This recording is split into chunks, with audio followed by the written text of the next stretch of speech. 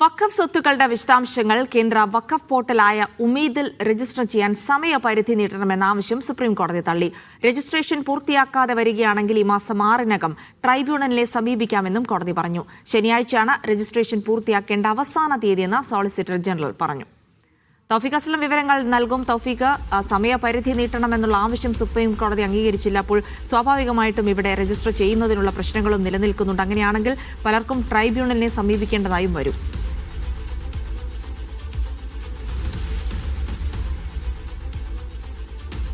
അജിൽസി, മുസ്ലിം വ്യക്തി നിയമ ബോർഡ് ഉൾപ്പെടെയാണ് സുപ്രീം കോടതിയെ സമീപിക്കുകയും ഈ തീയതി നീട്ടി നൽകണമെന്ന് കോടതിയോട് ആവശ്യപ്പെടുകയും ചെയ്തത്. എന്നാൽ നിലവിലത്തെ സാഹചര്യത്തിൽ തീയതി നീട്ടി നൽകുക സാധ്യമല്ല എന്നാണ് സുപ്രീം കോടതി അറിയിച്ചിരിക്കുന്നത്. ഈ വഖഫ് പോർട്ടലിൽ ഈ സ്വത്തുക്കൾ അപ്ലോഡ് ചെയ്യുന്നതുമായി ബന്ധപ്പെട്ട് ഏതെങ്കിലും തരത്തിലുള്ള ബുദ്ധിമുട്ടുകൾ നേരിടുന്നുണ്ടെങ്കിൽ അവർക്ക് ട്രൈബ്യൂണലുകളെ സമീപിക്കാമെന്ന് കോടതി പറയുകയായിരുന്നു. അതല്ലാതെ സമയം നീട്ടി നൽകാൻ സാധിക്കില്ല, ട്രൈബ്യൂണലിനെ സമീപിക്കാമെന്ന് ഈ നിയമത്തിൽ പറയുന്നുണ്ട്. അതുകൊണ്ട് ബുദ്ധിമുട്ടുകൾ നേരിടുന്ന ആളുകൾക്ക് ട്രൈബ്യൂണലിനെ സമീപിക്കാം. ഒപ്പം ഈ 100 വർഷത്തിലധികം പഴക്കമുള്ള സ്വത്തുക്കളുണ്ട്, അതിന്റെ രേഖകൾ എങ്ങനെ കണ്ടെത്തും എന്നുള്ളൊരു ചോദ്യം ഇന്ന് കപിൽ സിബൽ കോടതിയെ ഉന്നയിച്ചു.